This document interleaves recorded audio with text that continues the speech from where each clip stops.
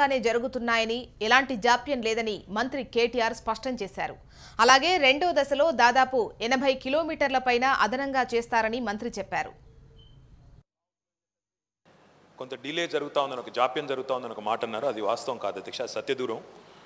ఈ ప్రాజెక్టు విషయంలో అనుకున్న ప్రకారం పురోగతి సాధిస్తూ ఉన్నాం అధ్యక్ష. అనుకున్న షెడ్యూల్ ప్రకారం తప్పకుండా ప్రాజెక్టు పూర్తవుతుందని గౌరవ సభ్యులకి తమ ద్వారా తెలియజేస్తా ఉన్నా అధ్యక్ష.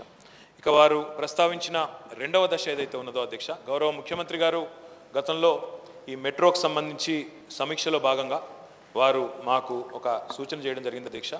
ప్రస్తుతం ఉన్న 72 కిలోమీటర్ల మార్గం ఏదైతే ఉన్నదో దీన్ని సకాలంలో పూర్తి చేయండి.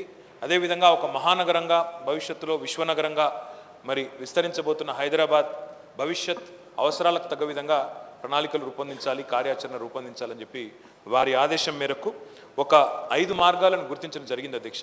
దీన్ని ప్రస్తుతం లీ అసోసియేట్స్ అనే ఒక సంస్థ కాంప్రిహెన్సివ్ ట్రాన్స్పోర్టేషన్ స్టడీలో భాగంగా దీన్ని అధ్యయనం చేస్తూ ఉన్నది.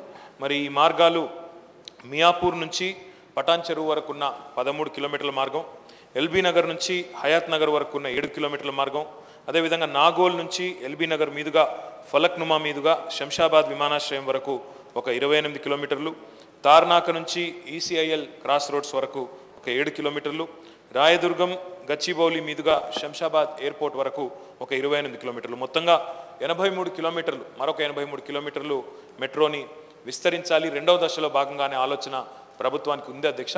దానిలో భాగంగా లీ అసోసియేట్స్ అనే సంస్థ కాంప్రిహెన్సివ్ ట్రాన్స్పోర్టేషన్ స్టడీ చేస్తూ ఉంది. తెలంగాణలో ప్రభుత్వ ఉద్యోగాల్లో 50,000కు పైగా ఖాళీలున్నాయని, 18,000కు నోటిఫికేషన్ ఇచ్చామని